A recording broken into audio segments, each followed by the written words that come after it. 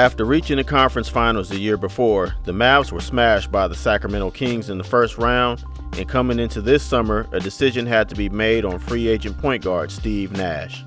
Nash had been dealing with a congenital condition in his back since coming into the league, and naturally Dallas was leery about signing him long term. But even against the advice of the doctors, Dallas decided to roll the dice and keep the chemistry they had going, mainly to appease superstar Dirk Nowitzki. Steve Nash signed a 6-year max contract to stay with the Mavs. Dallas continued to build the roster and spared no expenses to come into the season even stronger. Everything still centered around Dirk Nowitzki, who averaged career highs across the board and finished second in MVP voting. The Mavs had scorers Michael Finley and Jerry Stackhouse on the wing, and they traded for guard Jason Terry just as insurance, but he carved out a role as one of the league's best 6 men. Most importantly, Steve Nash stayed healthy and ran the offense to perfection. Nash had plenty of options to pass to and led the league in assists, averaging over 12 per game, along with averaging 13 points per game. The Mavs cruised to a 63-19 record to finish first in the West. In the playoffs, the Mavs looked unbeatable up until the Western Conference Finals against the rival San Antonio Spurs. The series was extremely competitive. The Mavs were clearly the more talented team, but the Mavs struggled to deal with Tim Duncan and the physicality of the Spurs, and the Mavericks stars just couldn't come up clutch in the big moments. The Spurs would win the series in 6 close games, but at least the Mavs were headed back in the right direction. Dallas kept most of its roster intact, but they felt they needed a new voice. Coach Don Nelson agreed to step down, and Dallas hired assistant coach Avery Johnson as head coach. Avery Johnson would implement more defense, toughness, and accountability, which they felt had been missing. The Mavs would still be a high-powered team offensively, just a little more structured and not as loose. It would take Nash a little while to adjust to this style, and he would see his numbers dip slightly down to 12 points per game and 10 assists per game, but Dirk was still playing at an MVP level, and the talent was deep enough to overcome the transition in style. Avery Johnson was tough on his team, but his team also became one of the top defensive teams in the league.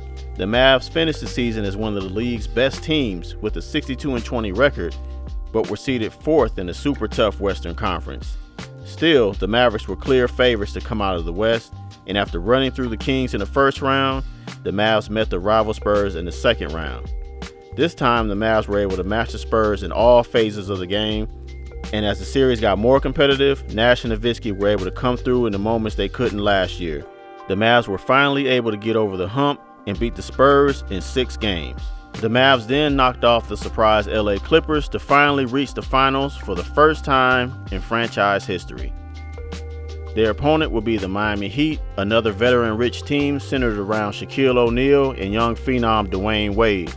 The Mavs came out strong first, overwhelming the Heat with their versatility to take a 2-0 series lead. But the Heat made adjustments, and Dwayne Wade would completely take over the series. Each game the rest of the way will be close, with stars on both sides making clutch plays, but the Mavs just couldn't find a way to win another game, and the Heat would win the series 4-2 and win the title. The Mavs got so close to winning it all just to let it slip away. This motivated the entire franchise from top to bottom. This season would have the championship or bust mentality attached to it, and Avery Johnson made sure the team felt this night in and night out. He was extremely hard on all players, and Nash was not fond of his coaching style, but as a team, they responded by playing at a historic level. The Mavs were unbeatable, dominating the entire league, putting together massive winning streaks throughout the season. Nash posted similar numbers to last season, playing efficiently within the system, leading the #1 offense in the league. The Mavs were also a top 5 defensive team, despite Nash's shortcomings on that end of the floor. All of this will lead the Mavericks falling just 1 win shy of tying the Chicago Bulls' regular season win record, finishing 71-11, obviously first in the West. And with Dirk Nowitzki being named league MVP, it was clear the road to the championship was going through Dallas. The Mavs were on the cusp of all-time greatness, but now they needed to finish the job. And after running through the Western Conference playoffs, the Mavericks were back in the finals. Their opponent this year will be a much more inferior team in the Cleveland Cavaliers, featuring young LeBron James, who heroically carried his team to the finals. The Mavs knew this was their opportunity to seize, and they crushed the Cavaliers in games 1 and 2. The Cavs put forth a better effort at home, but they were simply overmatched. The Mavericks withstood any runs and put away the Cavs for good, sweeping the series and winning their first championship in franchise history. The mission was complete, and this team put itself in the conversation as the greatest team of all time. After a summer of celebration, it was back to work, back to the grind. Dallas felt it had the core to dominate the league for years to come, and Avery Johnson would see to it that there was no championship hangover, coaching his players even harder than he did last year. After all, he coached the greatest team of all time. And while the Mavs were still playing well, the players were starting to get tired of Avery's tyrant coaching style.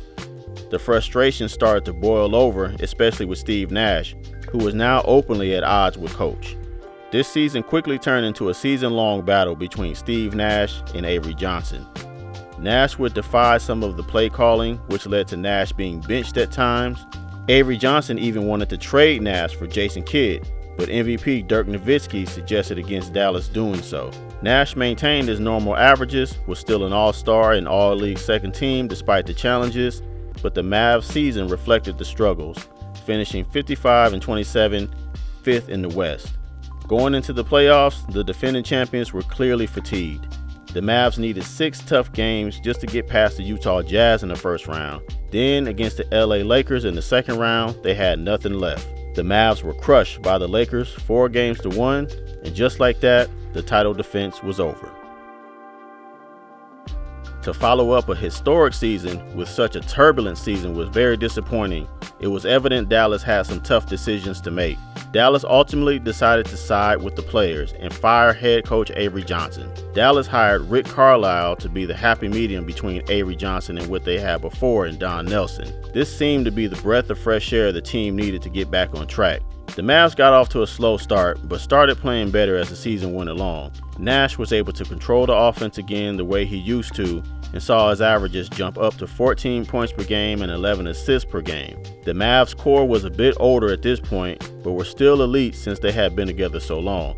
The West was still very competitive overall, but the Mavs finished 55-27, second in the West. The Mavs advanced to the second round to face the Denver Nuggets led by superstar Carmelo Anthony.